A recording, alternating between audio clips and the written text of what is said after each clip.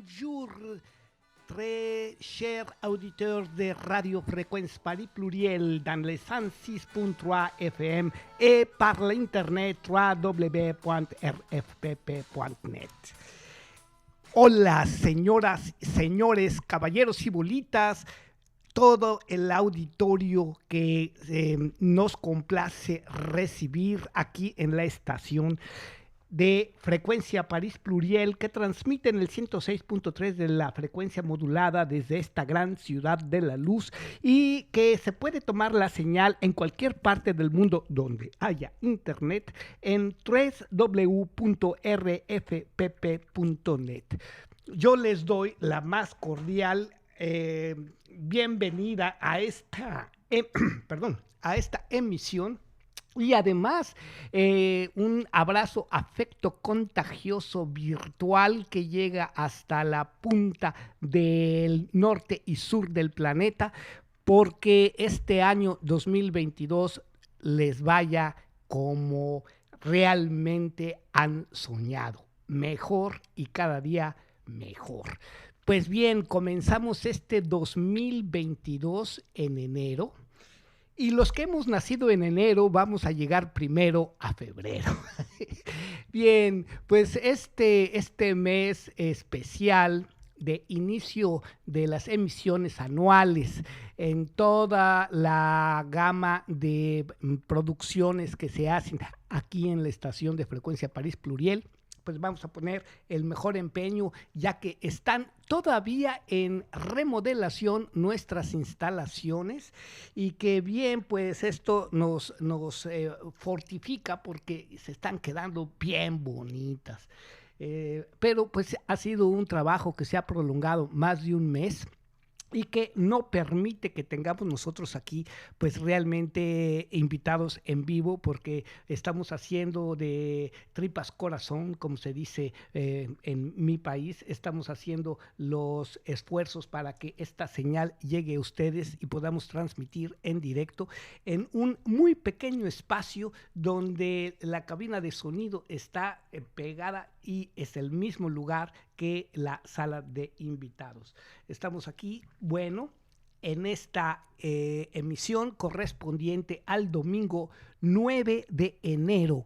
Este programa y el siguiente van a ser previos a mi aniversario, y el siguiente, el tercer domingo de este mes, será posterior a mi aniversario. Yo estoy muy contento porque es la primera vez que voy a cumplir 67 años, y bueno, pues 5 en la estación son ya pues una edad de festejo.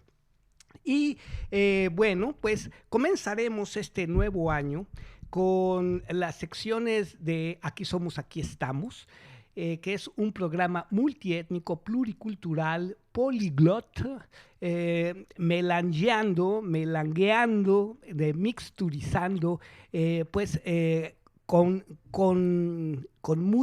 mucha enjundia, 3 lenguas: el francés, el español, el inglés y cualquiera otra que se nos atraviese que hablen nuestros invitados planificados para este año 2022. Pues bien, ahora comenzando de nuevo algunos temas relacionados a América Latina, que no es nada más de México, sino de América Latina, y América Latina comprendiendo a países como Surinam, como Belice, como las Guyanas que por ahí andan, también toda la América, que es la casa grande de quienes vivimos en ese continente, de quienes somos parte de esa gran esfera territorial que es la América. Pues bien, y esto tiene relación y es muy, vamos a decir, muy vigente, muy actual, porque todo lo que ha sucedido hace 30 y 40 años viene, si no repitiéndose, sí saliendo a flote, saliendo como pues por una parte, por la liberación de muchos de los archivos de los estados, muchos de los archivos que han estado guardados 30 y 40 años, y otra porque también estas cosas cíclicas, históricas, pues nos dan las enseñanzas de problemas que se han pues repetido y si no repetido, evolucionado de manera muy distinta. Y pues ahora me voy a centrar en las crónicas de Juanito Guanabacoa como sección, que por cierto, fíjense ustedes que por cierto estaba yo pensando que para cada una de las secciones, así como para Notar Not hay una introducción, debo pensar en una introducción para la crónica de Juanito Guanabacoa y para aquellas entrevistas que se hacen a nuestros artistas. Bueno, pues esto es harina de otro costal y es uno de los propósitos a realizar este próximo 2021, que ya estamos encima del 2022, perdón, híjole, todavía así se le salta a uno la fecha del pasado. Pero bien, en Crónicas de Juanito Guanabacoa yo voy a atacar todavía en otra visión y con información alternativa un problema de la militarización y sus consecuencias que estamos viviendo en la América Latina.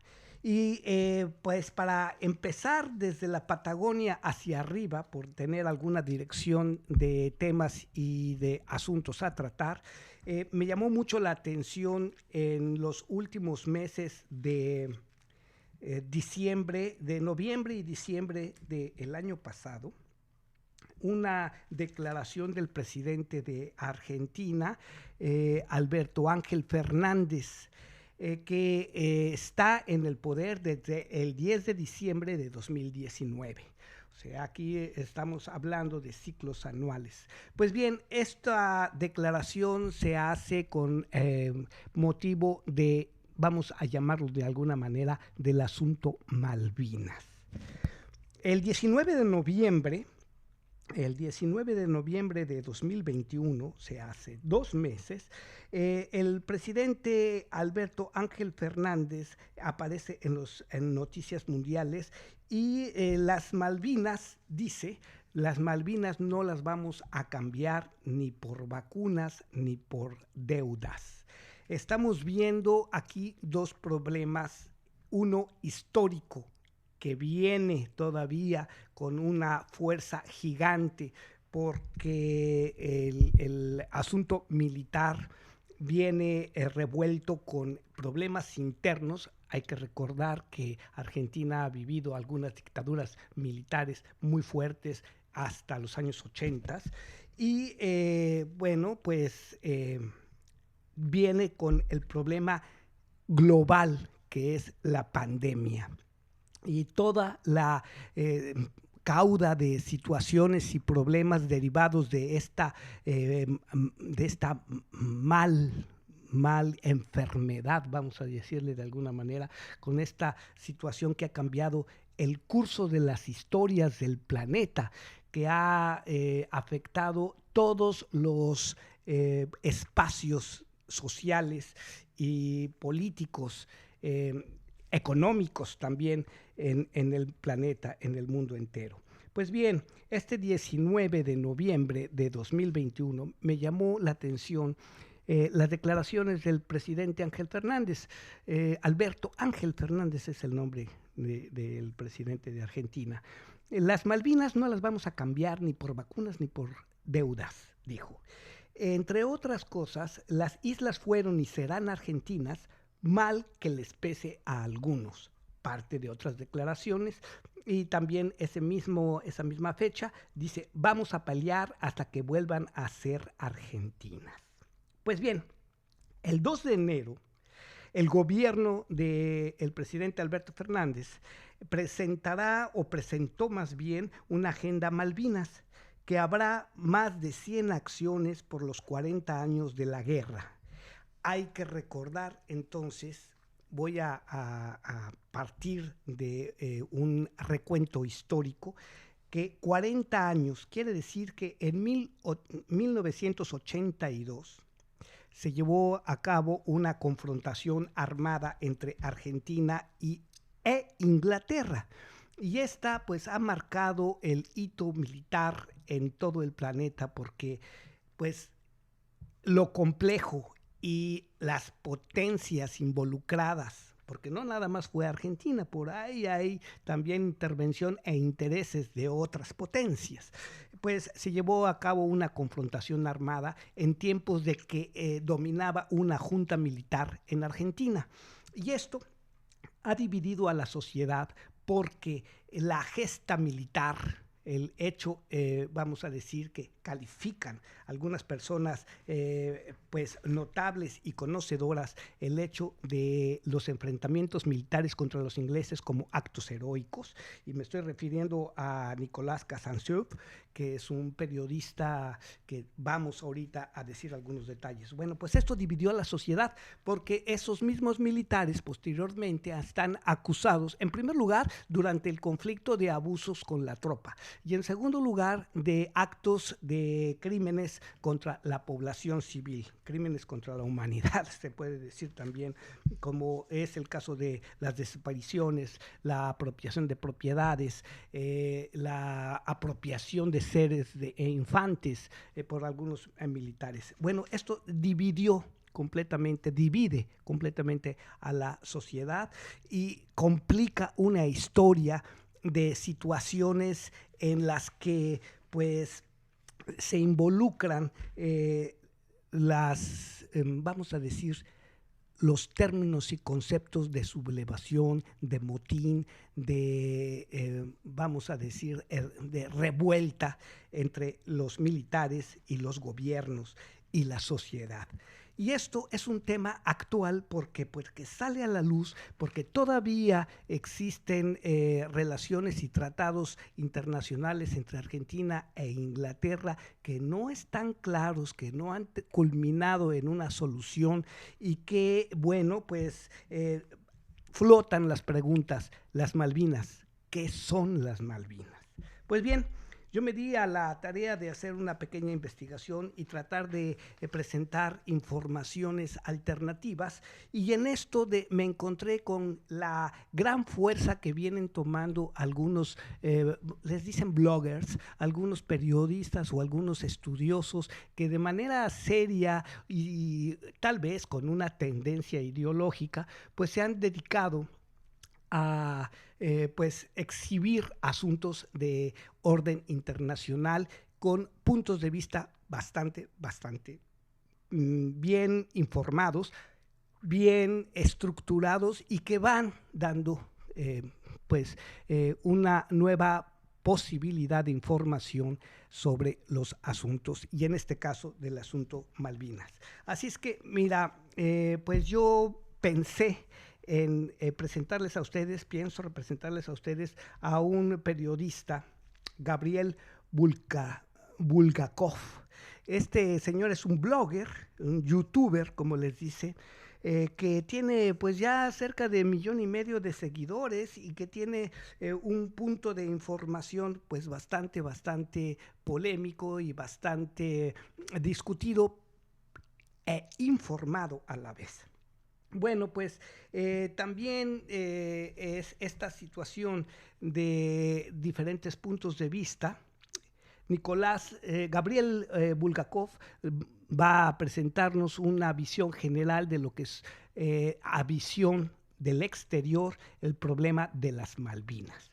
Pero también voy a presentarles a ustedes un punto de vista de Nicolás Kazantsev, que es un periodista que cubrió el frente de guerra en las Malvinas en 1982 y que todavía está con la idea de presentar la gesta militar de defensa de esas islas como actos heroicos y en verdad relatar aquellos testimonios, porque los ha hecho y los sigue haciendo, de las personas que vivieron el conflicto armado y que de alguna manera salen de la esfera de poder militar que gobernaba y que además con esta situación se da el valor a lo que es el ser un militar en defensa de la patria.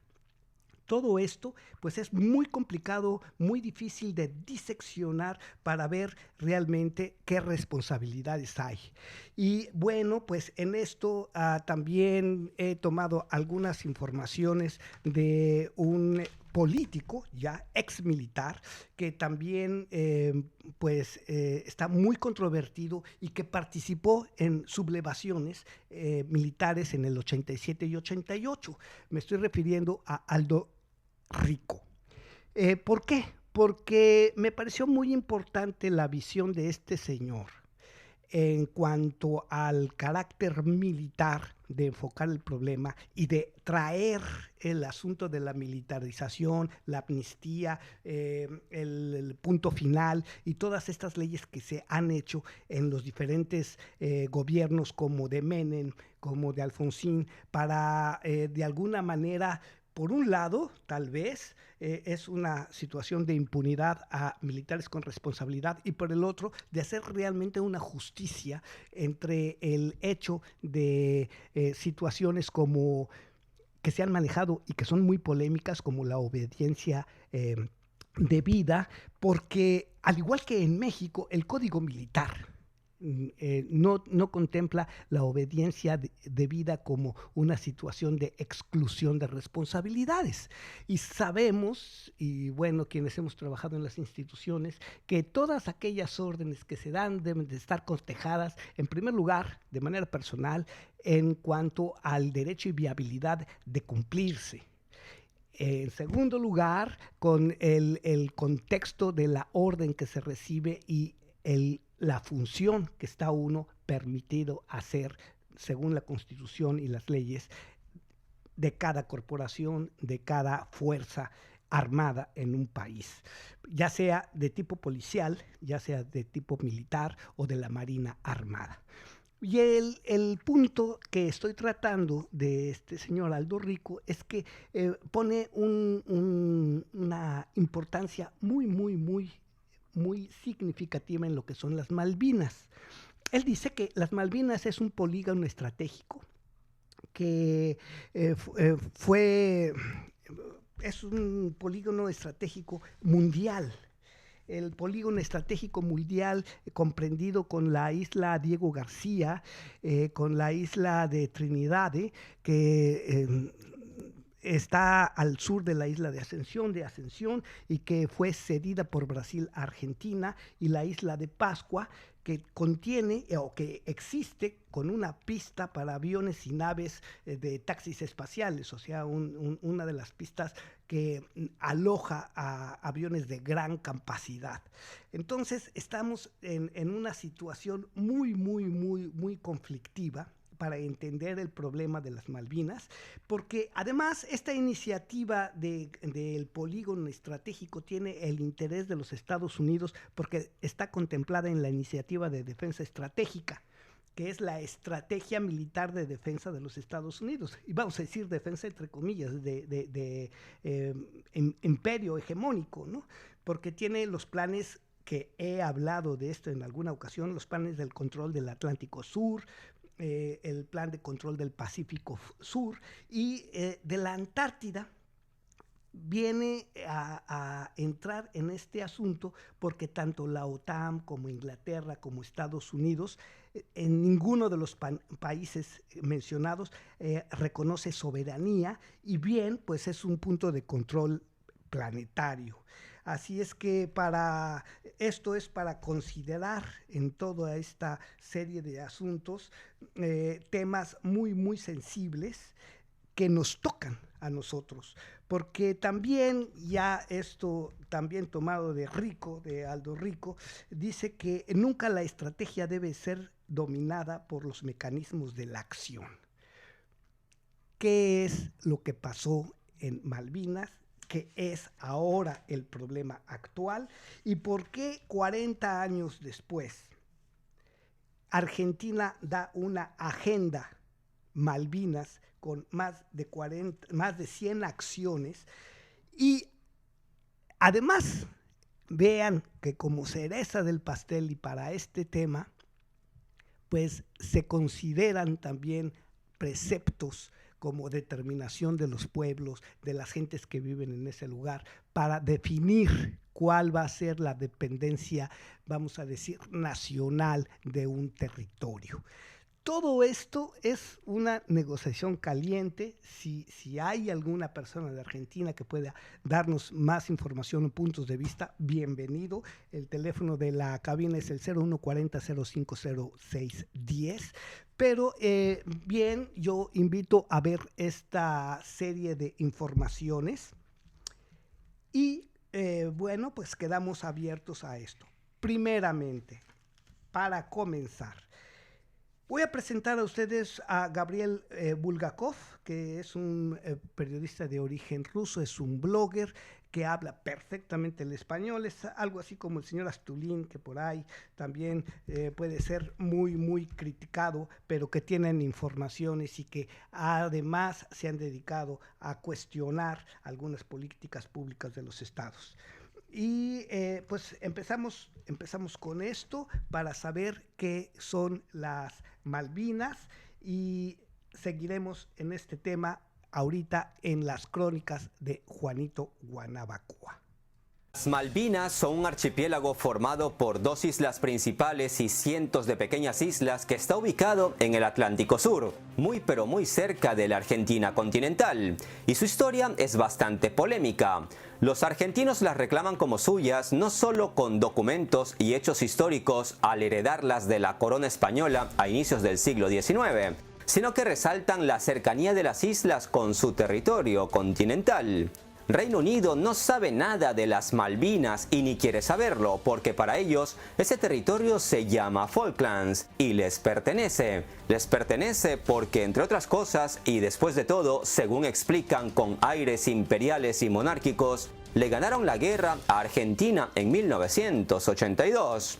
Ese conflicto fue clave en la política mundial porque era la primera vez que una potencia europea perteneciente a la OTAN se ponía a prueba en combate desde que Francia perdiera la guerra de Argelia 20 años antes. Además, Reino Unido era y es aliado de Estados Unidos, y Argentina, que por ese entonces estaba en manos de una dictadura militar apoyada por Estados Unidos, también era un gran aliado de Estados Unidos. Así que fue una guerra entre 2 aliados de Estados Unidos en una región de gran inestabilidad política. En principio, Estados Unidos debía ser neutral, pero no lo fue. Pero en fin, la pregunta es, ¿quién tiene razón en los reclamos por las Malvinas, Argentina o Reino Unido? Y eso, amigos, es algo de lo que precisamente hablaremos hoy. Pero les adelanto un dato, en las Malvinas se habla inglés y la inmensa mayoría de sus habitantes son de ascendencia británica, aunque estos datos también tienen su truco. Les aclaro que en este video evitaré la opinión. El casi 1,5 millones de seguidores saben que siempre soy imparcial y por eso hablaré de hechos que rodearon la confrontación sin el apasionamiento que da el pertenecer a un bando u otro, en un asunto que muchos consideran inconcluso. Seguramente en los comentarios surgirán diversas opiniones y datos que espero se hagan desde el respeto y enriquezcan el conocimiento de todos. Soy Gabriel Bulgakov y en este video vamos a analizar un tema de actualidad, pero que se remonta a siglos. El presidente de Argentina, Alberto Fernández, anunció hace unos días el lanzamiento de la Agenda Malvinas 40 años, con la intención de planificar estrategias para reclamar la soberanía del archipiélago. Las Malvinas fueron, son y serán argentinas, manifestó el presidente argentino, y en Londres explotaron, pero de la risa. En los siguientes minutos analizaremos la historia de este proceso y estoy seguro de que van a descubrir muchos datos y hechos que quizás les hagan ver todo esto desde otra perspectiva. Sin más introducción, empecemos. Para entender el presente debemos contar su historia. Sepan que los primeros en descubrir las Islas Malvinas fueron Magallanes en 1520 y Camargo en 1540. Se sabe también que más adelante, en 1767, España compró las islas a Francia y por lo tanto adquirió el derecho a su ocupación. Gran Bretaña, que por esos años ya había metido sus narices en Sudamérica, prometió en secreto abandonar su reclamo sobre las islas durante las negociaciones que condujeron a las declaraciones de paz de 1771 entre los reyes de España e Inglaterra. Luego, Gran Bretaña abandonó su asentamiento en 1774 y al parecer no mostró interés en las Islas Malvinas durante los siguientes 60 años. Y así desde 1774 las islas fueron ocupadas y administradas pacíficamente por 19 gobernadores españoles, hasta que Argentina declaró su independencia de España en 1816 y por ende heredó de esa independencia las Islas Malvinas. Gran Bretaña reconoció la independencia argentina en 1825, pero en ese momento no reclamó las Malvinas, que entonces estaban gobernadas por Buenos Aires. Pero en Londres muy pronto cambiarían de parecer y también cambiarían la historia. Por la Convención de Nootka Sound de 1790 entre España y Gran Bretaña, acuerdos que dicho sea de paso evitaron una guerra entre ambas potencias imperiales, Gran Bretaña negó cualquier ambición colonial en América del Sur y las islas adyacentes, y Argentina afirma que esto incluía a las Malvinas, que heredó en 1816 al obtener su independencia de España, ya que, como conté, las Islas Malvinas habían sido gobernadas anteriormente por España desde Buenos Aires. Con el tiempo, los británicos empezaron a decir que en realidad nunca aceptaron la pretensión española de soberanía sobre las Islas Malvinas basada en la compra a Francia en 1767. A su vez que niegan el supuesto acuerdo secreto de 1771 de abandonar su reclamo sobre las Islas Malvinas. También sostienen que nunca renunciaron a su derecho a las Malvinas cuando abandonaron el paraje malvinense de Port Edmund en 1774. Y la prueba, dicen, está en la placa que dejaron. Los británicos también insisten en que durante la Convención de Nootka Sound de 1790 entre España y Gran Bretaña, se estipuló que ninguna de las partes debería establecer ningún asentamiento en las costas oriental u occidental de América del Sur. Pero al parecer, si hubo este acuerdo, ninguna de las partes cumplió con él. Especialmente Gran Bretaña, que venía estableciendo asentamientos de británicos en las Malvinas desde 1766, es decir, un año antes de que España comprara las islas a Francia. Además, desde Londres aseguran que si bien se retiraron esos asentamientos por motivos económicos en 1774, la soberanía nunca fue cedida ni abandonada. Y recuerdan que para 1811 el último asentamiento español fue abandonado, dejando a las islas sin habitantes de habla española y sin ninguna forma de gobierno español.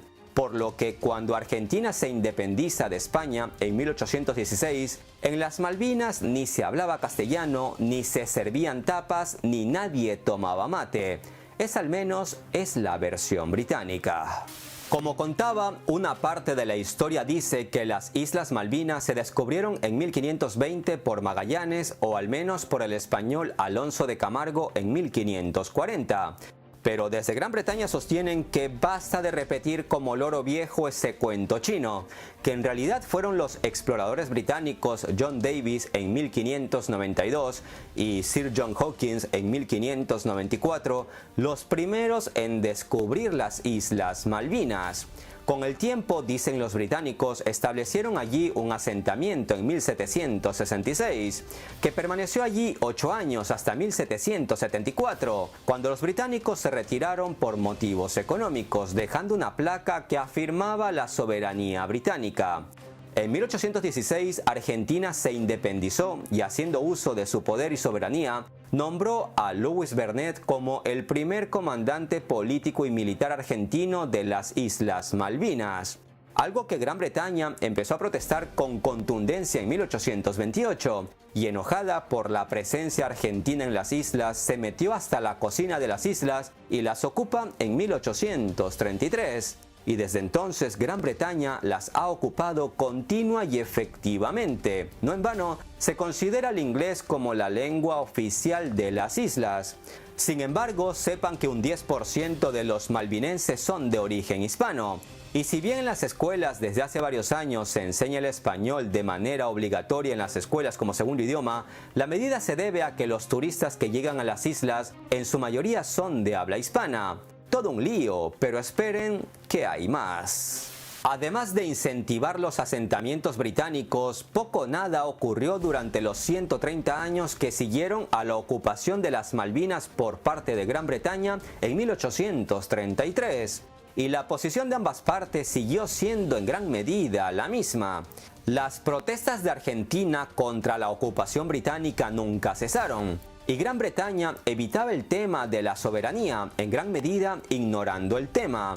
A mediados del siglo XX, cuando la Segunda Guerra Mundial había acabado y se había creado la ONU y otros organismos para evitar guerras y conflictos, tanto británicos como argentinos expresaron dudas sobre la legitimidad de sus respectivos casos, y entonces el tema empieza a tornarse más candente. En 1964, grupos de presión argentinos, utilizando como munición una resolución de las Naciones Unidas de 1960 que se comprometía a poner fin en todas partes al colonialismo en todas sus formas, convencieron a la Asamblea General de las Naciones Unidas de pedir a los gobiernos británico y argentino que procedieran sin demora con negociaciones con miras a encontrar una solución pacífica al problema, teniendo en cuenta los intereses de la población de las islas. Esto resultó en la aprobación de la resolución de las Naciones Unidas número 2065 en diciembre de 1965, que llamó la atención internacional sobre el tema de la soberanía y obligó al Reino Unido, que había incluido a las Islas Malvinas como una de sus colonias, a iniciar negociaciones serias con Argentina. Se celebraron entonces una serie de reuniones secretas entre representantes del Ministerio de Relaciones Exteriores británico y funcionarios de la Embajada Argentina en Londres. Detrás de las discusiones estaba el entendimiento de que la soberanía de las Malvinas eventualmente sería transferida a la Argentina, y que el mayor obstáculo residía en la protección de los derechos y la forma de vida de los isleños, pues después de todo, Gran Bretaña las había ocupado décadas antes y ya había asentamientos de ascendencia británica y por supuesto hablaban inglés. Los isleños empezaron a expresar su preocupación de que las negociaciones entre Gran Bretaña y Argentina pudieran destruir su deseo de permanecer bajo el dominio británico. La diplomacia era torpedeada por los malvinenses y muy pronto se vendría lo peor. El gobierno británico se embarcó en una campaña diseñada para convencer a los malvinenses de los beneficios que obtendrían al establecer vínculos económicos más estrechos con Argentina, pero estos estaban decididos a no ceder un ápice a favor de Argentina. Sin embargo, en 1974 se firmaron acuerdos a favor del país sudamericano, pero los isleños pidieron detener las negociaciones. El asunto se estaba calentando, pues los habitantes de las Malvinas se oponían a muchos acuerdos, y esto tocó el ego de cierto sector radical argentino. Y así, en abril de 1975, un coche bomba explotó frente a la embajada británica en Buenos Aires, y el embajador británico recibió demandas por las islas en notas escritas con sangre. Durante los siguientes 2 años de negociaciones se discutieron nuevas propuestas, como la soberanía y administración conjunta de las islas y el arrendamiento de las islas por un número predeterminado de años. Pero todas estas propuestas fueron atacadas por el lobby de las Malvinas y la prensa británica. A inicios de los años 80, Argentina estaba gobernada por una junta militar, y la posición del gobierno argentino en torno a las Malvinas se volvía cada vez más débil a medida que su economía continuaba tambaleándose. Reino Unido, con la Ley de Nacionalidad Británica de 1981, despojó a muchos de los isleños de su ciudadanía y alentó a que Argentina hiciera de las Malvinas un tema central, pero los malvinenses seguían oponiéndose. Y así, el 2 de abril de 1982, las fuerzas argentinas, al no encontrar otra solución, lanzaron la Operación Rosario y se apoderaron militarmente de las Islas Malvinas, que estaban en gran parte bajo control del Reino Unido desde su ocupación en 1833. Los militares argentinos desalojaron a las autoridades británicas y establecieron una gobernación militar. Mientras, al otro lado del continente americano, los asesores más cercanos a la primera ministra británica, Margaret Thatcher, dudaron de la capacidad británica para retomar las islas. pero en el fondo sabían que debían ir a la guerra. Después de todo, aún consideraban a las Malvinas como suyas, y ahí había británicos a los que debían proteger. Si no iban a la guerra contra los argentinos, se verían como débiles. El prestigio británico estaba en juego. Además, tengamos en cuenta que en 1982 Reino Unido se encontraba en una difícil situación económica, con huelgas en el país, y la guerra no solo desviaría momentáneamente la atención, sino que una victoria devolvería a Margaret Thatcher la popularidad que estaba perdiendo. No en vano se dice que la Guerra de las Malvinas forjó a la Dama de Hierro. Y así, en Londres calcularon que serían necesarios 5 meses solo para reunir una fuerza suficiente, y tal vez en Argentina contaban con eso, o con que los británicos no tenían tanto interés en esas islas lejanas. Pero las circunstancias convencieron a la Dama de Hierro para actuar, y lo que siguió se convirtió en un capítulo único en la historia militar. Nunca una nación había reunido y desplegado fuerzas militares tan rápidamente. La mayor pérdida de vidas de la Guerra de las Malvinas se considera el hundimiento del crucero General Belgrano, donde murieron unos 323 tripulantes argentinos. Tristemente, la falta de equipamiento, el maltrato que sufrieron los soldados argentinos por cuenta de sus propios oficiales y las terribles condiciones en las que debían luchar, donde muchos ni siquiera tenían las botas y los abrigos adecuados para el clima de las Malvinas, así como los suicidios que vinieron después de su regreso, son datos y hechos que son bien conocidos por el pueblo argentino. Los analistas del gobierno estadounidense creían que una victoria británica estaba lejos de estar garantizada. La administración de Ronald Reagan pudo ver que si los británicos no tenían éxito inicialmente, la Unión Soviética aprovecharía el momento para ayudar a los argentinos con barcos, aviones y misiles a cambio de cereales. Hablamos de una época en plena Guerra Fría, y si Estados Unidos no quería ver a los soviéticos ni en pintura, mucho menos los querría ver en suelo latinoamericano, región que consideraban y que consideran aún su patio trasero. La inteligencia británica nunca tuvo indicios de que los soviéticos estuvieran contemplando meterse en la Guerra de las Malvinas. No obstante, para tratar de asegurarse de que eso no sucediera, Estados Unidos necesitaba que se pusiera fin a la guerra lo más pronto posible, por lo que brindó a Reino Unido un apoyo encubierto sustancial, particularmente en forma de inteligencia satelital sobre los despliegues militares argentinos en las Malvinas. Entre bastidores, el presidente estadounidense Ronald Reagan llegó a decir: denle a Margaret Thatcher todo lo que necesita para seguir adelante, pero de puertas afuera, como siempre, Estados Unidos se presentaba como neutral. Nada nuevo que no sepamos de cómo lleva las relaciones internacionales la primera potencia mundial. Por su parte, las autoridades chilenas creían que una victoria argentina en las Malvinas vendría seguida por un ataque a Chile, y quizás sea ese uno de los motivos por los que Chile brindó ayuda de inteligencia útil a Reino Unido durante el conflicto. No debemos olvidar la tensa relación entre las dictaduras de Jorge Rafael Videla y Augusto Pinochet, que casi termina en guerra unos meses antes. Pero volviendo al tema de las Malvinas, sepan que una de las motivaciones de Chile para ayudar al Reino Unido fue la oferta de Londres de vender aviones militares a bajo costo a Chile, país que estaba sufriendo un embargo mundial sobre la compra de armas bajo la dictadura de Augusto Pinochet. Sepan también que Margaret Thatcher, esa dama de hierro que profesaba democracia a diestro y siniestro, fue una de las pocas figuras públicas que hablaron públicamente en defensa del dictador chileno. Nada nuevo en la política de doble rasero de ciertas potencias mundiales. Sepan que durante la Guerra de las Malvinas de 1982, Argentina solicitó a Perú que le cediera aviones de combate, submarinos, barcos, misiles y tanques, armamentos que eran inaccesibles para Argentina debido al embargo de armas impuesto al inicio del conflicto. Perú envió secretamente 10 aviones Mirage de producción francesa, a los que les borraron las banderas peruanas para reemplazarlas por las argentinas.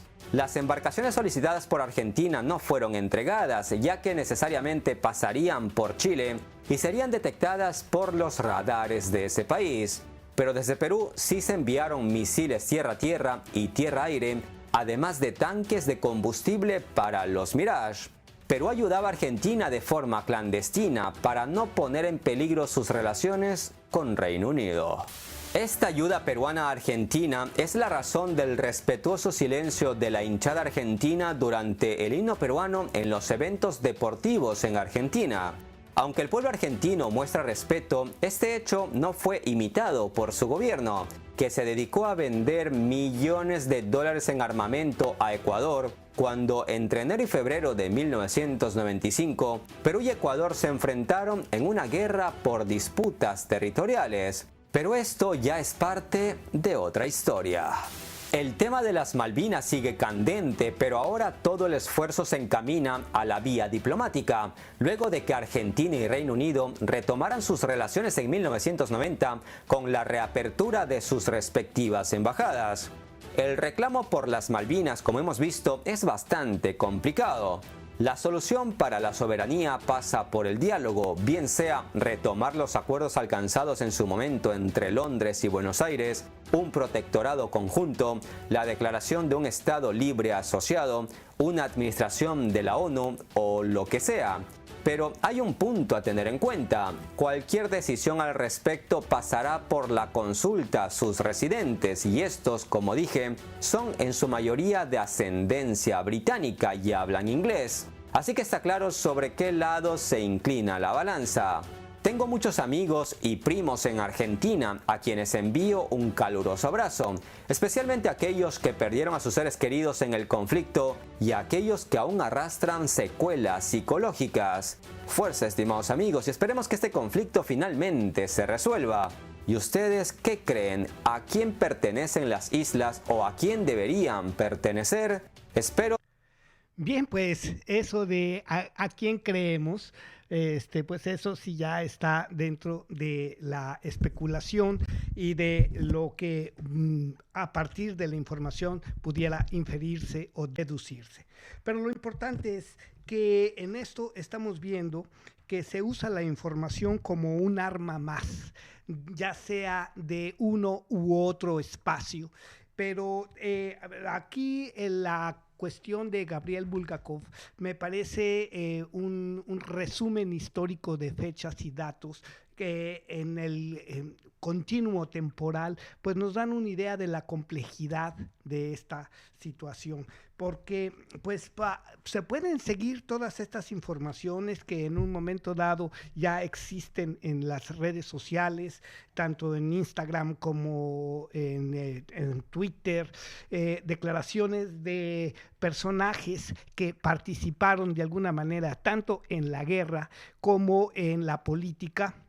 Y pues una de estas personas es quien les mencionaba yo al inicio de esta emisión de la crónica de Juanito Guanabacoa, Aldo Rico, que me parece un personaje interesante en el momento en que enfoca desde el punto de vista militar toda esta situación de conflictos y toda esta situación de lo que vino a ser después una desmalvinización y una acusación a las fuerzas a los militares, no a las Fuerzas Armadas, sino a los militares y por ende la sociedad a las Fuerzas Armadas, que ha creado una división bastante aguda en la sociedad argentina.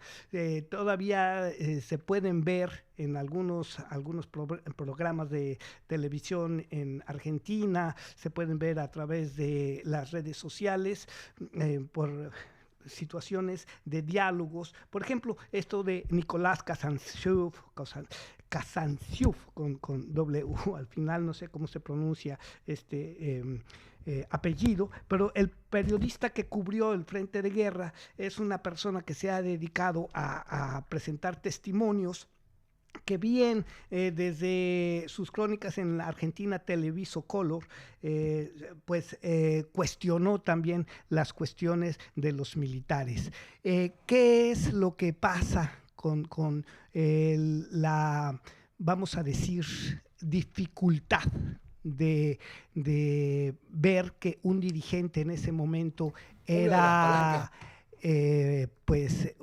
un militar de la junta militar acusado también de delitos contra la humanidad y que de alguna manera pues siguió un juego de proceso político social, de leyes de punto final, de amnistía, de personas que han sido detenidas, que aún están detenidas, algunas que han liberado, y toda esta situación que enrarece la función de pues las Fuerzas Armadas en su conjunto. Y ahí tendríamos que hacer una división de lo que son los jefes, los mandos, sus intereses personales y la distorsión de los códigos militares, porque lo sabemos y he hablado de esto, por ejemplo, de los abusos de las élites de mando del ejército mexicano sobre la tropa, las falsas acusaciones, la obligación con coerción de ejecución de órdenes, y bueno, todo esto pues enrarece y dificulta el paisaje social que se dice.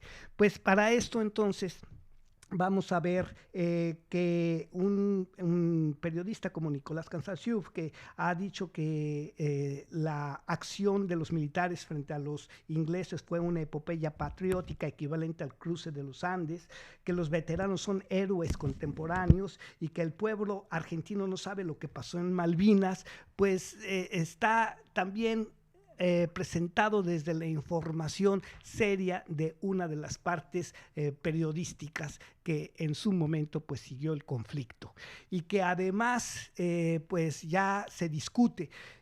Me parece también muy interesante, que lo voy a presentar en su momento, las declaraciones de Aldo Rico en cuanto a cómo debe de formarse un ejército, porque si bien los jefes no estaban calificados, no habían leído pues, documentos de guerra, no habían leído a Churchill, no habían leído contra quienes se iban a enfrentar, pues todo esto también enrareció mucho la cuestión de la intervención militar, que finalmente existen documentos y libros de militares que estuvieron de parte de los ingleses en las naves y en los comandos que vinieron a operar en la Guerra de las Malvinas, diciendo pues la gran capacidad de ataque y valor que tenían los soldados argentinos al enfrentarse con una de las fuerzas de las potencias mundiales, como lo es Inglaterra, y que además toda esta intervención de las inteligencias pues nos dan a pensar que hay algo más atrás, y que verdaderamente el polígono estratégico de las Islas Malvinas con relación al control de nuestros mares Atlántico y Pacífico y de la Antártida, pues revisten una importancia geoestratégica muy, muy, muy grande en el asunto de la militarización y control de las zonas en nuestra América Latina.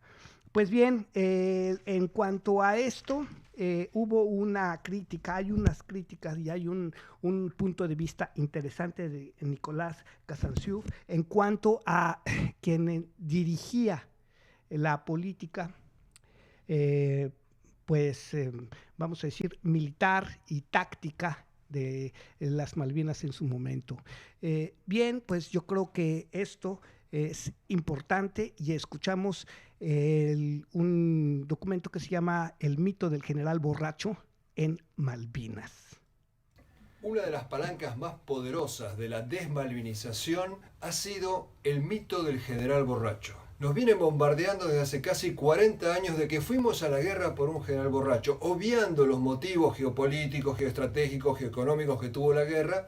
Fuimos porque un general un día se despertó borracho. Yo no voy a defender a Galtieri, que no es santo de mi devoción, y recordemos que el informe Rattenbach había pedido inclusive en su primera versión el fusilamiento, tanto de Galtieri como de Menéndez. Pero nadie acusa a Galtieri de lo que realmente podría ser acusado, como es haber nombrado a un general inoperante y al darse cuenta que era un general inoperante no ponerse él al frente de las tropas. No, insisten con el vaso de whisky famoso de Galtieri, porque es la mejor manera de ridiculizar la guerra de Malvinas. No hay gesta heroica si fuimos por un borracho. Yo hice una investigación, porque no conocí personalmente a Galtieri, para averiguar si era o no era alcohólico. Después de la guerra hablé con el almirante Anaya y me contó que en las reuniones del comité militar, mientras Galtieri se tomaba por ahí un whisky, Viola, que después fue presidente, se tomaba 4. O sea, el alcohólico era Viola, pero a nadie le interesa el alcoholismo de Viola, les interesa el de Galtieri, para machacar contra la guerra de Malvinas. Yo hablé una vez en una radio de Paraná y un periodista me dice, ¿sabes qué? Tenés razón en eso de que Galtieri no era alcohólico. Y yo le pregunto,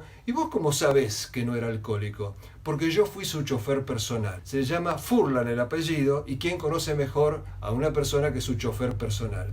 Pero seguí investigando. Hablé, por ejemplo, con un piloto, Carlos Neme, que le llevaba material a Galtieri de parte del jefe de la Fuerza Aérea Grafiña a las 10, 11 de la noche a la Casa Rosada, hora en la que un alcohólico está totalmente regalado. Nunca lo vio alcohólico. He hablado, por ejemplo, con Juan Girón, que era tripulante del avión Tango en el que viajaba Galtieri. Nunca lo vio beodo. También tengo el testimonio del soldado conscripto Alejandro Micosi. Era el que atendía a Galtieri cuando éste estaba en Campo de Mayo siendo enjuiciado. Galtieri se tomaba una copa de vino en los almuerzos y nada más en todo el día, pudiendo ordenar lo que quisiera. Hablé con un custodio en Campo de Mayo y en ese momento, que era Juan Pablo Aguirre Fajet, un oficial, que me contó de que cuando Galtieri salía con el instructor de deportes a practicar deportes, salía del lugar donde vivía, él se metía a revisar, a encontrar la botella de whisky, nunca encontró nada. Y así una serie de testimonios, de los cuales me parece que el más importante es el de un militar llamado Juan Palomeque, que era un asistente de Galtieri, y me contó que Galtieri tenía un severísimo problema de hipertensión. Solía tener 190, 120 y se tenía que empastillar para seguir avanzando, que muchas veces tuvieron que suspender vuelos hasta que le bajara la presión porque no podía con esa afección grave que tenía. Entonces todo esto, sumado a cierta manera desacomodada de Galtieri de moverse, Galtieri era bastante rústico en sus movimientos, tenía una voz ronca, y para un periodista muchas veces no hay nada más fácil que sacar una foto con una copa en la mano y ya dictaminar fulano es alcohólico. ¿Qué es lo que se hizo con Galtieri? ¿Por qué se hizo esto? Se hizo para desvirtuar, se hizo para burlarse de la guerra de Malvinas. Nadie vuelve del ridículo. ¿Y qué puede haber más ridículo que la imagen de un general que lleva la guerra a su nación bajo los vahos del alcohol? Ahora, en realidad, es una banalidad saber si Galtieri era alcohólico o no era alcohólico. Lo que importa era si era buen jefe militar o no, y no lo era, pero nadie se mete con eso, porque finalmente es una trivialidad. La vida personal de la gente, ¿qué importa? ¿Importan los logros o los errores? El mismo almirante Woodward, el jefe de la flota inglesa, en distintos párrafos de su libro Los 100 días, habla de que se tomaba sus whiskies. Y fíjense qué paradoja. La que realmente era alcohólica era Margaret Thatcher. Esto lo han revelado los medios ingleses después de la guerra de Malvinas, y yo entiendo que ella se tomara sus whiskies a la noche porque debería estar bastante atemorizada de que un pequeño país sudaca, perdido en el medio de la nada, le estaría haciendo morder el polvo al gran león inglés. Inclusive esto del alcoholismo de la Thatcher fue reflejado en la película que ganó el Oscar, interpretada ella por Meryl Streep, donde se muestra justamente que era beoda Margaret Thatcher. Nadie habla de eso en Inglaterra de hoy. Hoy, en la Argentina, lamentablemente, todo el mundo sigue repitiendo la falacia de la capacidad alcohólica de Galtieri. Inclusive hay pseudohistoriadores, como por ejemplo un tal de Tito, que ha escrito un libro donde le dedica a Malvinas solamente una página, y en esa página también tiene la oportunidad de meter la copa de whisky de Galtieri. ¿Hasta qué punto es necesario para los desmalvinizadores aferrarse a esta falacia que lo que lleva es que perdamos el sentido del orgullo por lo que hizo nuestra tropa en Malvinas, que nosotros sintamos derrotismo y vergüenza, que es la madre del sometimiento, y un pueblo sometido, un pueblo que no tiene héroes de los cuales sentirse orgullosos, es fácilmente manipulable, expoliable, lo saquean, lo engañan, lo llevan de las narices porque no tiene arquetipos, no tiene héroes reales. De eso se trata. Bien, pues es una situación bastante compleja. Esto es el análisis de la persona, esto es el punto de vista del jefe de una fuerza armada, en ese momento director de una junta militar que gobernaba la Argentina, y bien, toda esta situación pues se viene a complicar en el panorama geoestratégico de la región, porque imaginen ustedes si Argentina era, pues vamos a decir, simpatizante de los peruanos y tenía broncas con los chilenos, y Perú y Ecuador entran en conflicto y les vende Argentina armamento, pues todo esto parte de lo que yo he llamado war business. Todo esto es pues lo que hace compleja una situación sociopolítica. Y bueno, que el hecho salga a flote ahora en pleno siglo XXI, y que todavía estas cosas pues impliquen tratados internacionales, tensiones y pues consulta con los moradores y intereses en los que no solamente los dos protagonistas de un conflicto participan, sino otras, vamos a decirlo, inteligencias, entrecomilladas, otros intereses. Y si le agregamos ahora también que otras potencias hegemónicas mundiales, vamos a decir los chinos, voltean a América como un mercado potencial y como un punto estratégico para el dominio económico, pues todo esto, pues chispas, nos hace pensar qué es lo que nos va a deparar el destino a los americanos. Hay que ver, por ejemplo, que en El Salvador van a tener, no sé si ya tienen un estadio de fútbol, un estadio gigantísimo para no sé cuántos miles de personas, construido con capital chino. Entonces, todas estas cosas pues nos dan un panorama de nuestra actualidad. Y por eso reviene el tema, y me pareció interesante la declaración de Alberto Ángel Fernández en el sentido de que no vamos a cambiar ni por vacunas ni por deudas a las Malvinas. Esto nos da luz de lo complejo del tema, de lo complejo del asunto de Malvinas, que ahora a 40 años, porque estamos en 2022, esto fue en 1982, exactamente 40 años, pues sale a reducir.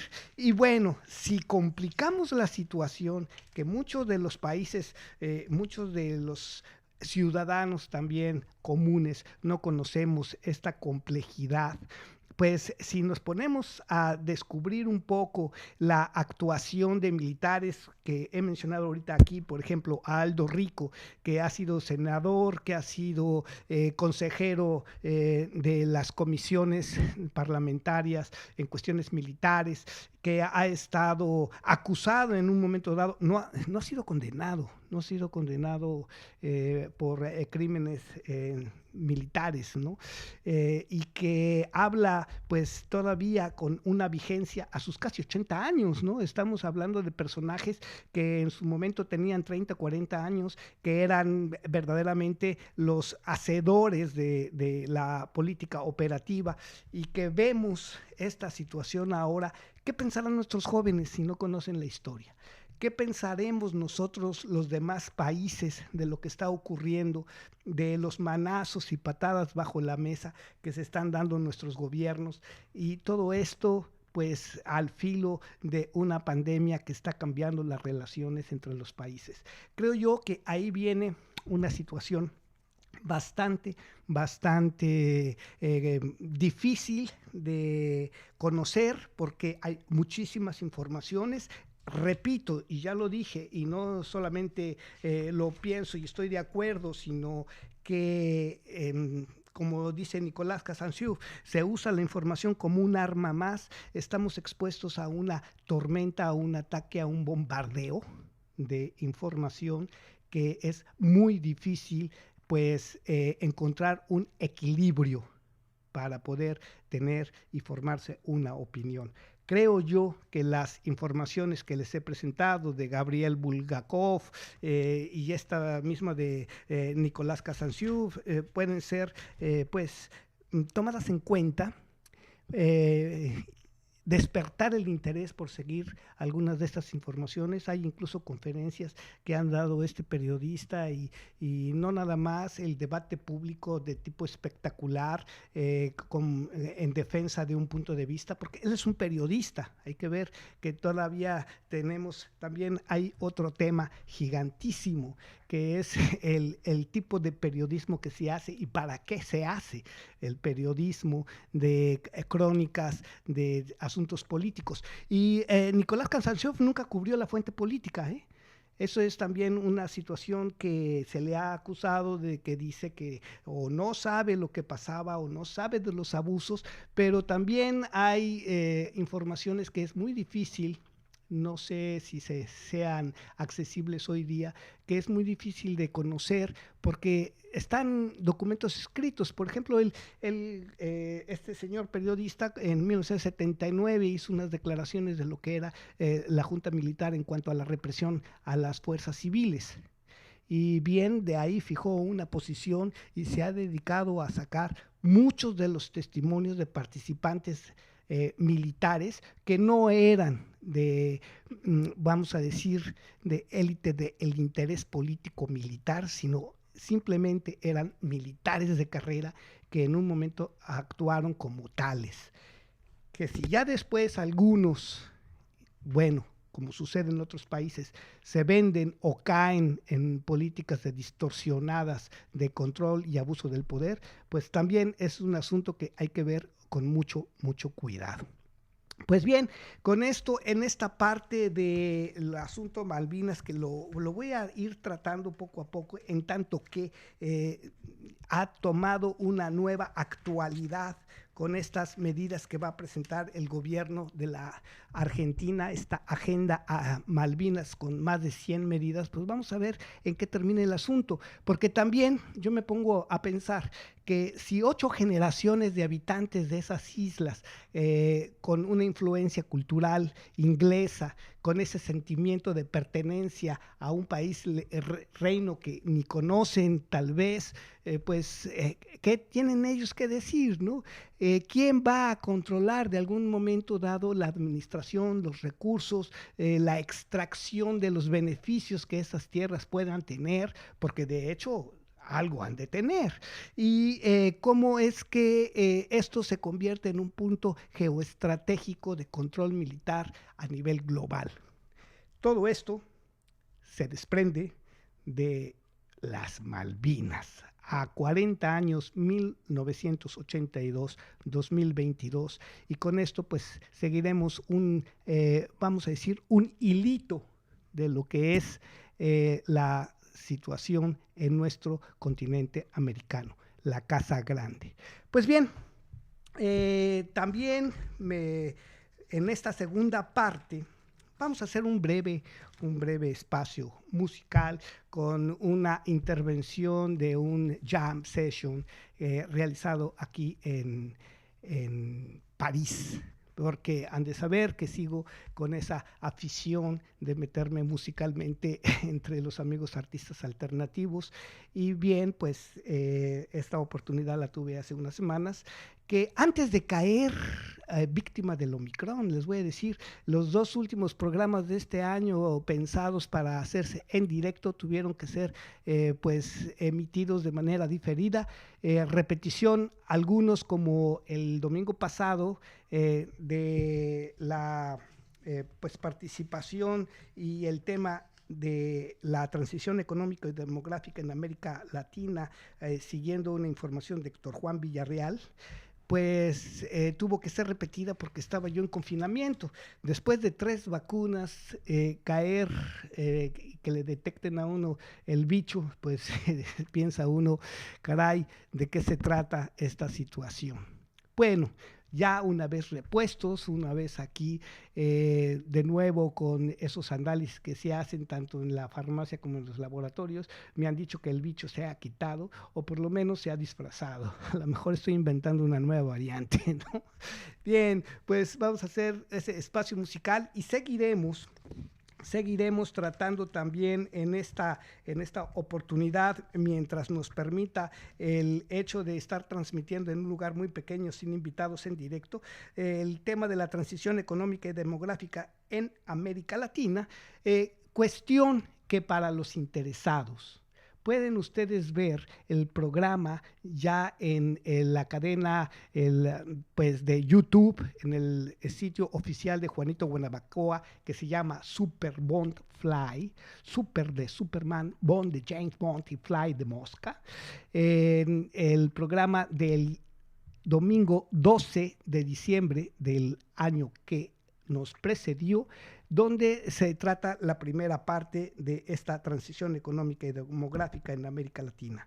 Por lo pronto hacemos una pausa musical porque tenemos también otra sorpresa. Después de ver un poco más el asunto de la transición, vamos a presentar el nuevo material de Mingo Balaguer, que nos ha enviado desde Madrid, desde España, y que bien, pues es una de las últimas producciones de este gran bluesista, armonicista y el grupo que lo acompaña.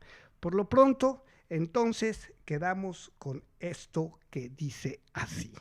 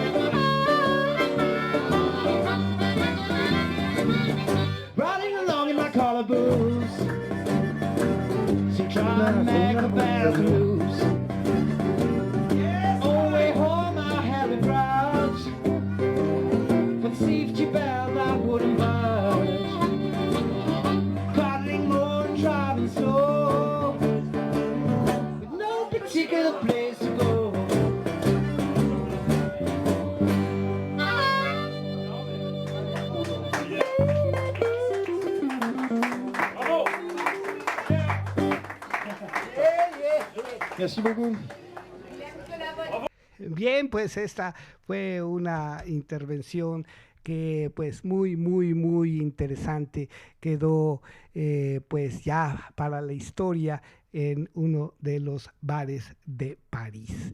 Pues bien, yo dije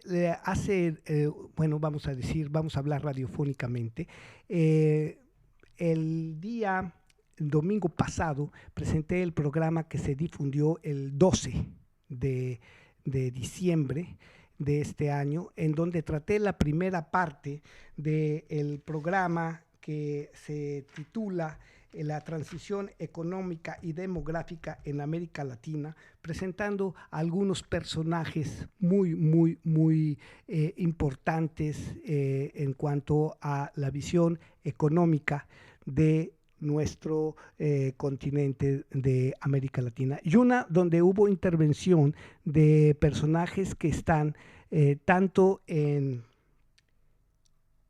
Francia como en América Latina.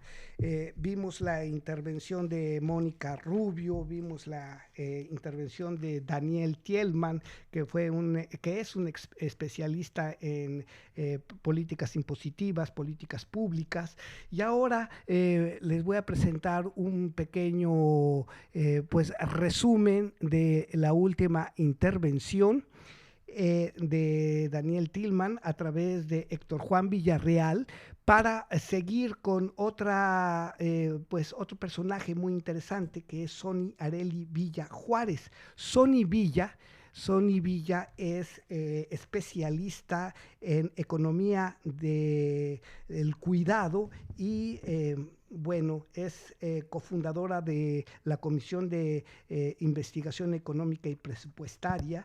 Tiene una experiencia gigante en impulsar la Agenda 2030 a través de datos abiertos y participación ciudadana. Todo esto debido a que pues realmente las informaciones abiertas que no se conocen a suficientemente, pues nos dicen qué es lo que está pasando y qué es lo que va a suceder en política pública con pues la sociedad. En este caso, los sectores que hemos estado viendo en esta puesta es pues la población de gentes mayores y la población infantil. Hemos visto todos estos momentos y creo yo que es muy importante seguir con la secuencia de información que he presentado, que para tener antecedentes, repito, pueden consultar la información del programa en el espacio de YouTube, Superbone Fly de Juanito Guanabacoa, para que pues sigamos esta serie de informaciones que considero importantes para poder despertar conciencia y para poder tener una información pues más apegada a nuestras realidades en temas sensibles que ahora revisten una importancia pues extraordinaria, porque vemos que esta crisis agudizó los problemas de baja inversión en productividad, esta pandemia, ¿no? La informalidad, la desocupación, la desigualdad y pobreza, y lo que hace difícil de lograr una trayectoria de crecimiento sostenible inclusivo en todo el planeta, más bien en América Latina con especial énfasis ahí. Y bueno, se espera un fuerte arrastre y rebote del crecimiento en 2021, sustentado por el consumo y una desaceleración en 2022 en un concepto de profundización de los problemas estructurales de la región. Todo esto no nada más por la pandemia. Vemos que hay asuntos de carácter social, militar, económico que están incidiendo y que se requiere una mirada fiscal estratégica para enfrentar la transición demográfica, ampliar la cobertura y dar viabilidad a los sistemas de protección social, la salud, el cuidado y la educación. Todos estos asuntos están ahorita tocados por la pandemia. Y la política fiscal, que siempre, por ejemplo, cuando se piensa de política fiscal, uno dice me van a esquilmar y vamos a ver cómo mareamos al Estado. La política fiscal debe acelerar la inversión y el empleo. Es prioritario para la sustentabilidad de la política fiscal fortalecer los ingresos tributarios y reducir la evasión y evitar ajustes tempranos. Esto pues siempre ha sido una discusión muy fuerte en la cuestión de las cosas de política fiscal y de política pública. Pues bien, tenemos a Héctor Juan Villarreal en esta segunda parte que da continuidad al programa pasado, difundido el domingo pasado, que originalmente fue transmitida el domingo 12 de diciembre Y comenzamos con la intervención de Sony Areli Villa Juárez, que como repito es asociada fundadora de la Comisión de Investigación Económica y Presupuestaria. Es la experiencia de la Agenda 2030, que ya lo mencioné en alguna ocasión, es una agenda que ve esa transición a grandes rasgos macroeconómicos muy pronto, y bien, pues esto sigue en la información de un coloquio que se hizo desde la CEPAL. Eh, es el Centro de Política Económica de América Latina. Los dejo en la voz de Héctor Juan Villarreal. Creo que uno de los problemas que tenemos es que muchas veces se presentan soluciones simplistas y no se trata de hacer las cosas complicadas per se, pero yo creo que tú hablas de un panorama donde el diseño fiscal pues se vuelve un elemento central. Se Entonces refiere a Tillman. lo aplaudimos. Déjenme comentarles muy rápido que la División de Desarrollo Económico organiza todos los años un seminario fiscal regional que nos ha dado luz sobre muchos temas. Ojalá, Daniel, que estos temas de la transición demográfica, que estos temas de la economía poblacional, de la economía intergeneracional, logren permear hacia su seminario. Te agradecemos profundamente el habernos acompañado. Muchas gracias por la invitación y esperamos seguir viéndonos en el seminario fiscal, incluyendo estos temas. Muchas gracias, Daniel. Para continuar con el programa, tanto Adeline como Mónica, como Daniel, estuvieron hablando de este tema que es relativamente nuevo en la política pública, no en la vivencia, pero sí en la política pública. Estoy hablando de economía de los cuidados.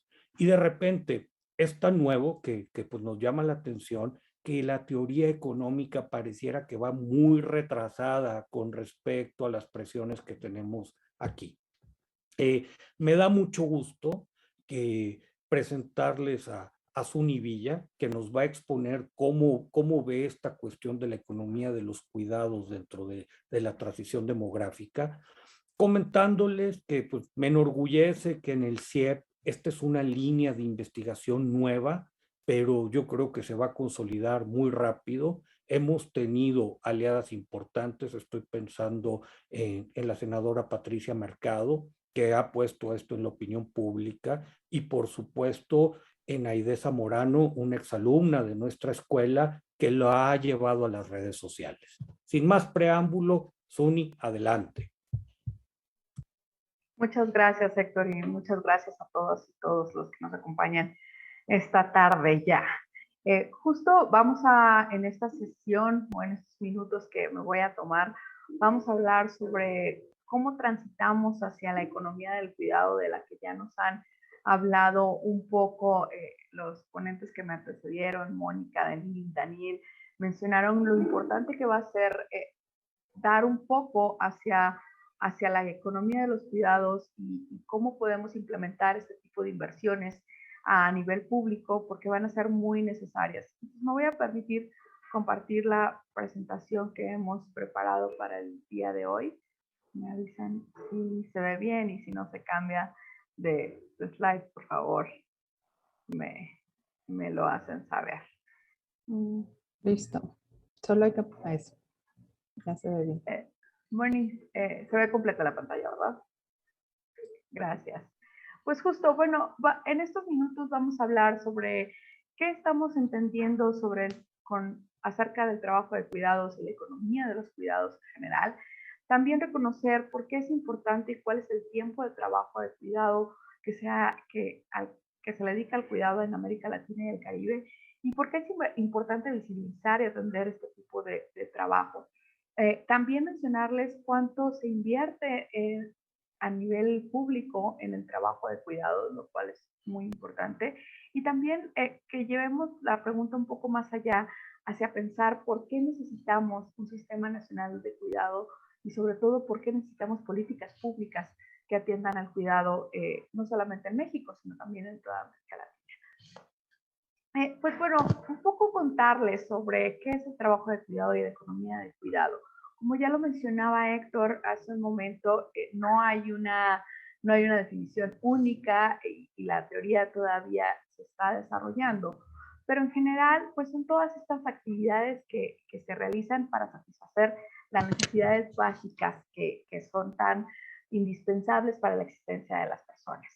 Y esto lo podemos segmentar en distintas vías, porque podemos decir, bueno, vamos a ver el trabajo de cuidados por el tipo de cuidado que se brinda, es decir, si realmente te dedicas a cuidar a una persona y es un cuidado directo, o bien creas las condiciones para que se realice el trabajo de cuidado, que esto es pues todas las actividades de limpieza, compras, preparación de alimentos, entre otras acciones. Y también una parte muy importante que conforma el trabajo de cuidado es la gestión del cuidado, pensar en coordinar los horarios, en las compras que se tienen que hacer, en revisar que las cosas que se hagan efectivamente, los tiempos de traslados, llevar, traer, y todo eso pues es parte del trabajo que tendríamos que estar considerando cuando hablamos sobre el trabajo de cuidados y la economía del cuidado que vamos a definir más adelante. Otra de las aristas por las cuales se puede pensar el trabajo de cuidado es por las personas que requieren el cuidado, ya sea que sean dependientes por su edad, y esto generalmente es en la niñez o en las personas adultas mayores, quien por alguna dependencia pues necesitan que alguien les cuide, y además también pues pueden ser dependientes por alguna condición, ya sea física, mental, alguna discapacidad, y pues finalmente esta dependencia genera que requieras el cuidado, y eso también es un trabajo que se genera.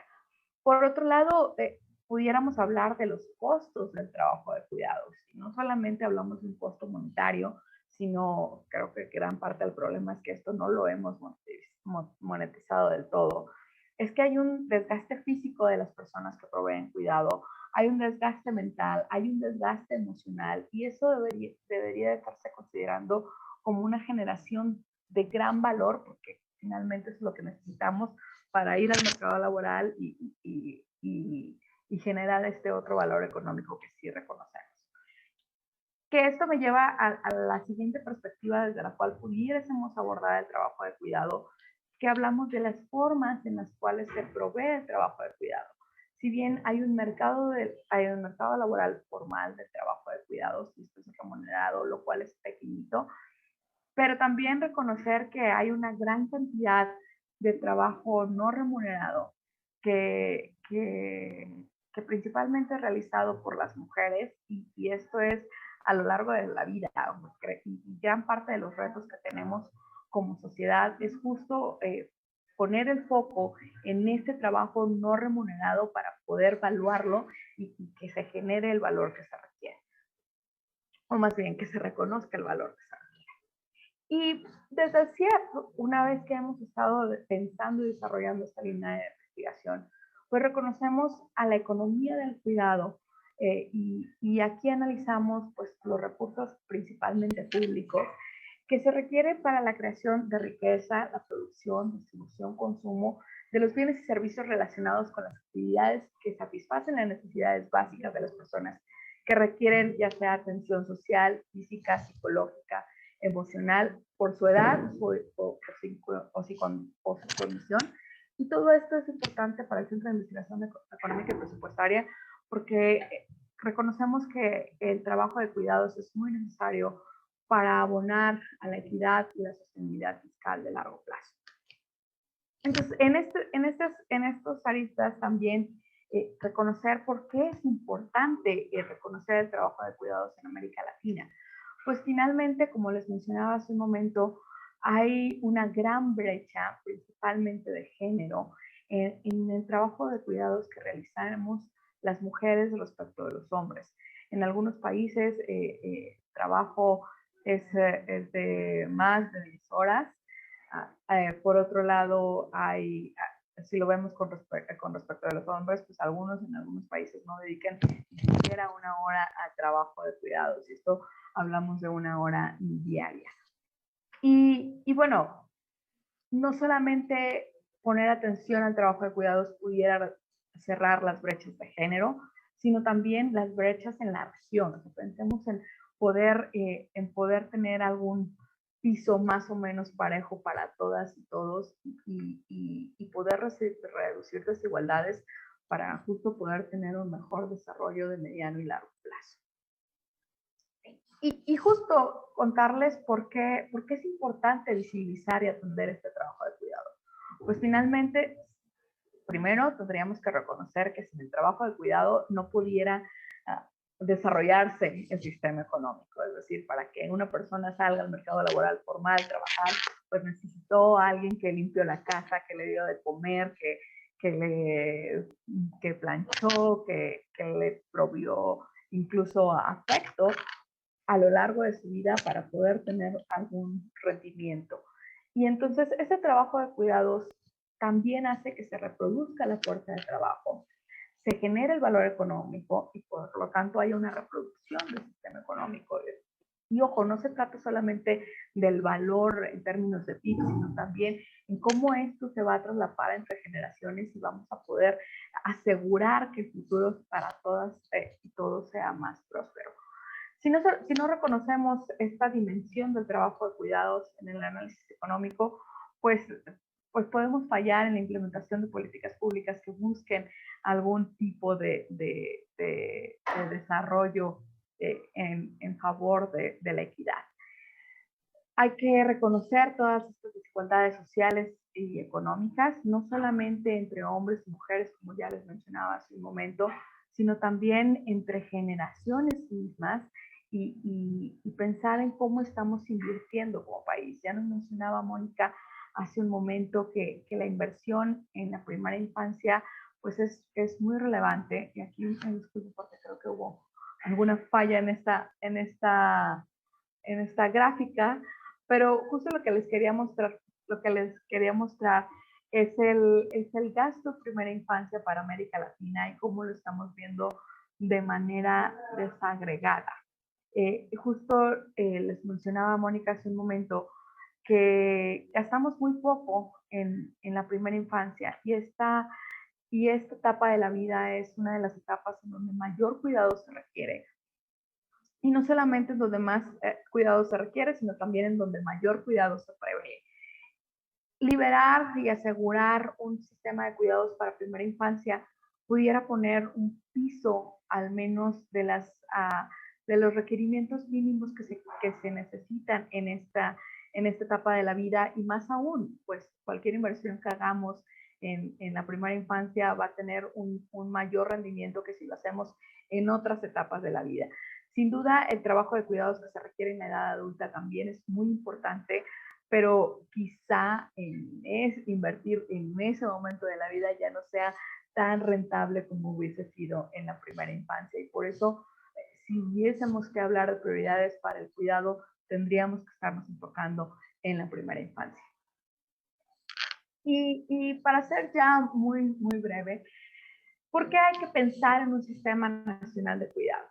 Como ya les mencionaba hace un momento, pues bueno, necesitamos atención toda la población y principalmente en la primera infancia, que atiendan la salud, que puedan tener una educación de calidad, que dé resultados en el aprendizaje, que se adquieran competencias sociales, es decir, desarrollar todas estas habilidades de empatía, de honradez, que son necesarias para la adaptación como sociedad y también para tener una mayor productividad cuando se llegue a la etapa de ser productivo. También un sistema de cuidados pudiera incrementar la esperanza de vida y, ¿por qué no?, abonar un poco al envejecimiento acelerado de la población. Creo que pudiésemos controlar de cierta manera o frenar de alguna forma este envejecimiento que se está dando en América Latina. Hay un efecto de menos natalidad, de una reducción de cambios en la composición de la familia, y eso sin duda pues nos puede impactar en la sostenibilidad de largo plazo. Y hace unos momentos también mencionaban que va a ser muy importante invertir en aquellos sectores en donde puedan detonarse mercados de trabajo. Reconocer un sistema nacional de cuidados pudiera trasladar este trabajo que ahora es no remunerado a la esfera pública y de tal manera pues detonar otro tipo de trabajo que además pudiera ser remunerado, abriría los mercados laborales, sobre todo para las mujeres, y bueno, esto pudiese tener algunos otros indicadores de crecimiento. Y para allá creo que deberíamos de ir. Incorporar las mujeres en el mercado laboral formal es muy importante, sin embargo no deberíamos de olvidar que las mujeres ya desempeñan un trabajo muy relevante y que quizá lo que tendríamos que hacer es reconocerlo, valorarlo, asignarlo y sobre todo incorporarlo en la economía formal. Porque, pues bueno, una de las maneras que podamos salir, sobre todo del contexto que tenemos ahora, es poder invertir en un sistema nacional de cuidados para generar mejores empleos y sobre todo pues contribuir a que tengamos un mejor desarrollo a lo largo de todas las etapas de la vida. Sí, y bueno, pues yo aquí lo voy a dejar. Espero que con esto hayamos tenido una reflexión sobre a qué nos referimos con el trabajo de cuidados y sobre la economía de cuidados.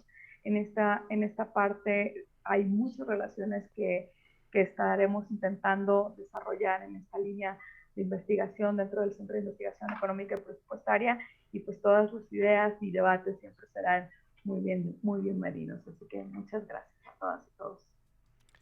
Bueno, pues tendremos la próxima ocasión un comentario de Héctor Juan Villarreal sobre la participación de Sony, que pues realmente es difícil de captar muchas veces de manera directa los sonidos de estas conferencias, y esta especial del Centro de Investigación Económica y Presupuestaria con sede en México, pues es muy interesante porque aquí en Francia, por ejemplo, se da una gran importancia a la persona que trabaja en cuidados, a quienes ayudan a las personas discapacitadas o con capacidades diferentes, a quien ayuda a las personas mayores, tanto en compañía como en cuestiones de carácter personal, cuando éstas ya no pueden valerse por sí mismas. Y bien, esto también es importante porque no es nada más tener un trabajo al que le paguen. Yo les voy a decir, en esta ocasión yo tengo la oportunidad de trabajar con una persona mayor y que pues implica una visión distinta de lo que es la generación, de lo que es la capacidad de una persona que en un momento dado pues nos exige o nos pide ayuda, y que también reconocer que quienes tienen esta clase de personas en su familia, pues es difícil de atenderlas si no se tiene la situación de profesionalismo o de conocimiento de lo que estas gentes necesitan. Y bien, pues ya se habló también de algo muy, muy clásico, que es el trabajo en casa, esos trabajos que no tienen remuneración y que de alguna manera pues nos hablan de necesidades sociales muy, muy, muy muy presentes en una sociedad que además pues está tocada con una pandemia que implica muchas veces la descalificación posibilitante de acción a muchas personas. Todo este tema yo lo he seguido en Crónicas de Juanito Guanabacoa, y bueno, creo que se puede ir platicando de este asunto en próximas emisiones. Por lo pronto, y siendo ya cerca de 20 minutos para terminar esta emisión correspondiente al domingo 8 de enero del año 2022, mes de mi aniversario. ¿Cómo lo tengo que anunciar? Bueno, porque yo creo que nada más una vez en la vida voy a cumplir 67 años, pero pues lo estoy festejando desde ahorita. Y aprovecho para enviar un grandísimo saludo, un abrazo, afecto contagioso a Mingo Balaguer Álvarez hasta España. Él me ha dado su último trabajo, Blue Shadow, con Pablo Zampa y Kid Carlos, dos grandes músicos. Y bueno, pues esta situación del Blues Shadow es una banda formada por Mingo Balaguer, Pablo Zampa y Kid Carlos, nacida de su amor por el blues tradicional que se hacía a finales de los años 50 y a lo largo de los 60 interpretando este estilo musical por músicos como T-Bone Walker, B.B. King, Freddie King y otros. Han apostado estos músicos en España y aquí el paréntesis es que yo me he dedicado a buscar bluesistas en Europa, encontrándome a grandes armonicistas, guitarristas, bateristas que hacen de esta cultura del blues pues una hoja de producción artística muy importante. Pero aquí en Black Shadow han apostado por una música de raíz a la antigua usanza. Siempre les encantaron las melodías producidas por las dos guitarras que acompañaban, por ejemplo, a Little Water en los años 50 y en una primera etapa liderada por los hermanos David y Louis Myers y más tarde por los magníficos Robert Jr. Lockwood y Luther Tucker. Verdaderos artistas en saber cómo respaldar una armónica de blues o el estilo genuino de la casa del rocking music creado por el Hound Dog Taylor y sus house rockers en una formación sin bajo que solo con dos guitarras y una batería hacían su trabajo. Esta banda, integrada por el propio Hound Dog Taylor, refiriéndose a la historia y al origen de la banda de Mingo Balaguer, a la guitarra slide y el guitarrista Weaver Phillips en la batería y el baterista Levi Warren, más tarde sustituido por Ted Harvey. Es parte de esa historia, se convirtió en una de las bandas más poderosas de la ciudad de Chicago a los finales del 60. Bueno, haciendo un guiño a las bandas actuales como la GA20 o los Black Keys, graban y producen sus propios discos de forma independiente en casa, siguiendo su filosofía y grabando versiones e interpretando este blues de raíz. Acaban de sacar su primer álbum titulado Cooking at Home, donde interpretan 8 versiones y un tema propio grabado en el Kidville Studio en la casa de Kid Carlos y contando con la colaboración del baterista italiano Stefano Di Rubo. Mingo Balaguer lleva más de 30 años sobre los escenarios tocando la armónica y cantando junto a los más prestigiosos músicos de blues del panorama nacional e internacional, con más de 17 discos editados que está involucrando en más de 10 proyectos, está involucrado en más de 10 proyectos distintos que abarcan tanto bandas nacionales como internacionales, llegando a participar en numerosos festivales de blues internacionales a lo largo de su carrera. Y además que siento un profundo agradecimiento porque me ha permitido tocar con él en un jam que hemos pasado al aire y que ya está en el YouTube en el diciembre de hace un año. Muchísimas gracias, Mingo. Ha sido un honor jugar la armónica, tocar la armónica con tan distinguido bluesista.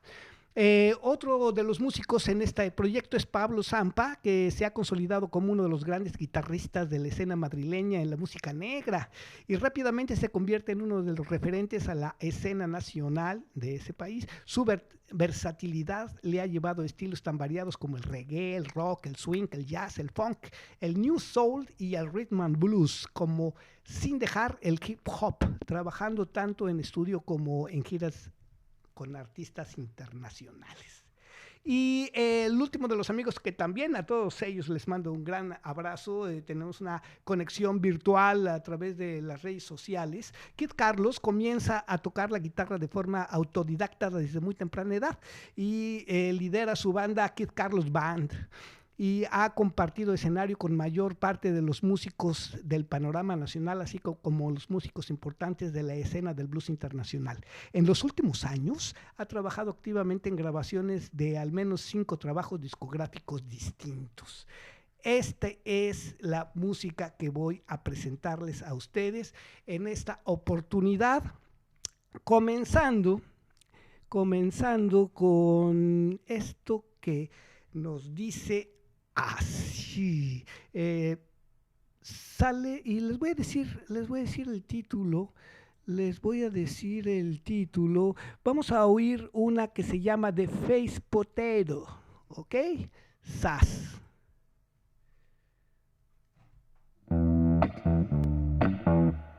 Mingo Balaguer y el grupo.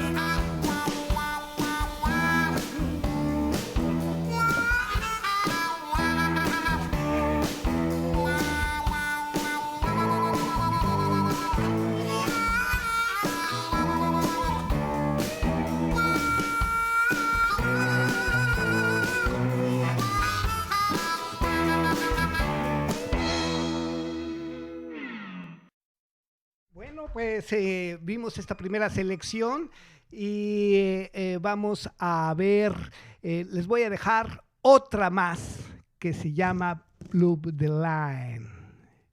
Sale. Aquí estamos correspondiente a este domingo 8 de enero.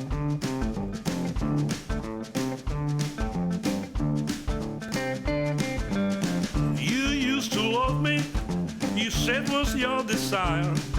You're acting strange lately, trying to drive my love away. I'm cutting out the baby. Girl, I'm going back out the line. But if I stay another day, you're gonna drive me out of my mind. You took me from my home, I was nothing but a child. You made all kinds of promises to me, I know it was like a jive. I'm cutting out, baby. Girl, I'm going back out the line. And if I stay another day, you're gonna drive me out of my mind.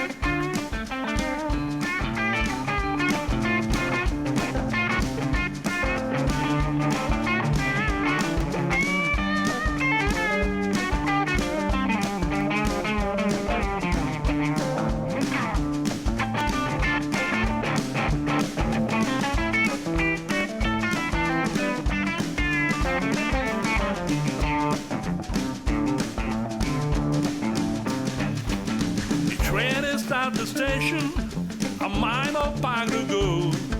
I ain't no use to worry, cause I won't be back no more. I'm cutting out, baby.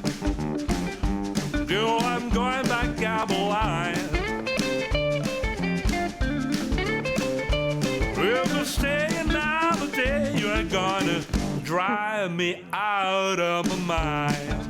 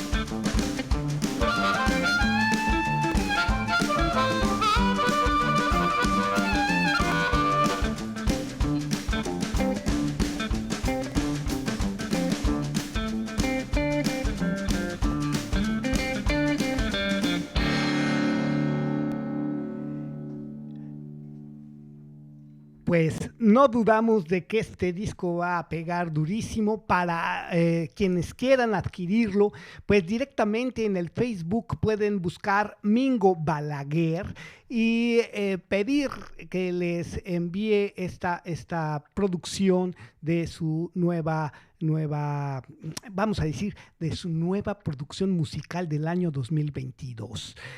Yo le mando un grandísimo abrazo, como ya repito, afecto contagioso, esperando tener la oportunidad de hacer otro jam con este gran bluesista. Mientras tanto, y dando ya los minutos antes de terminar esta emisión correspondiente al domingo 8 de enero 2022, los dejo con una última intervención de Mingo y esta que se llama Mad About Mad Baby. Y bien, dice así. 1, 2, 1, 2, 3, 4.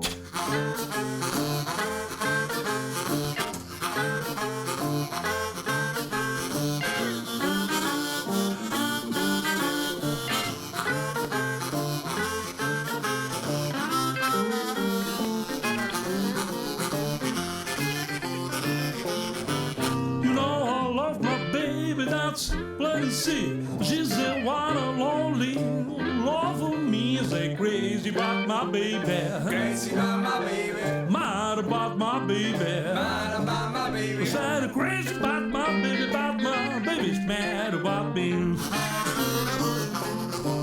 You know I love her in the morning and the evening too. Now what I love her in the world will do. Say crazy about my baby. Crazy about my baby. Mad about my baby. Mad about my baby. I said crazy about my baby's mad about me.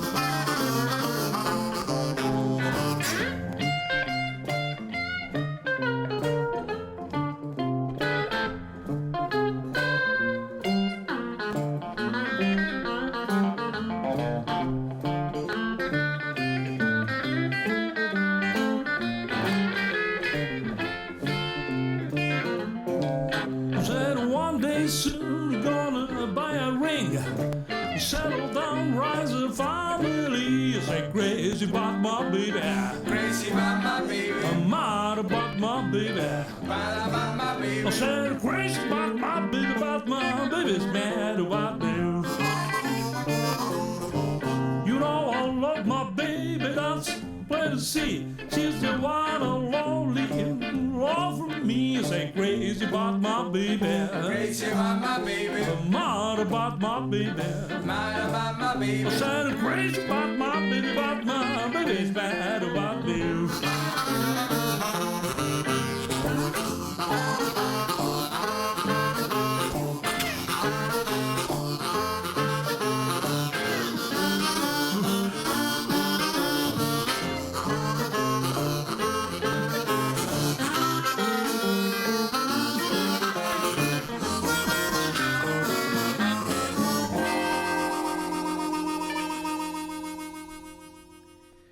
Bueno, pues con la petición que voy a hacerle a Mingo Balaguer para poder hacer un jam aquí y que nos mande también uno de sus últimos mensajes del trabajo que están realizando este gran grupo de bluesistas en España. Yo me despido para la próxima que damos y bien voy a seguir este asunto en Crónicas de Juanito Guanabacoa de la militarización o lo que he llamado yo war business, porque hay que ver qué es lo que nos depara sobre el control poblacional. Hay eventos ahorita por allá, por las Rusias, por los países de esa esfera que están pues utilizando las Fuerzas Armadas para la represión y que, bueno, ya hablaremos de esos asuntos en su oportunidad. Por lo pronto, ahora hemos tratado el asunto de Malvinas por la vigencia que tiene desde América Latina este conflicto ya a 40 años y que todavía son problemas no resueltos de tipo social que nos interesa a todos en América Latina.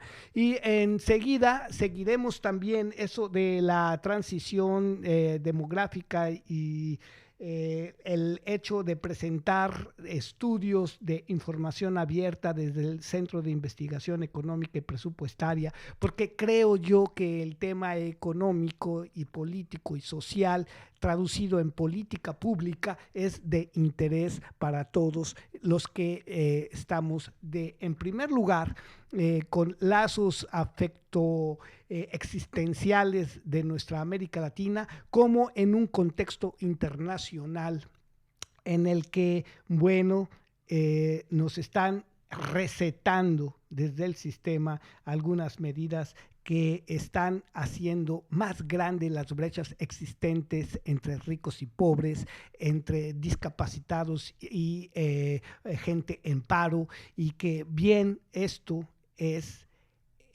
un asunto realmente importante. Y bien decirlo de una manera en que pues se entienda y que invite no nada más a la reflexión, sino a la formación de opiniones y que pueda esto pues tener algún resultado positivo. Por lo pronto, los dejo y conmigo será hasta la próxima semana.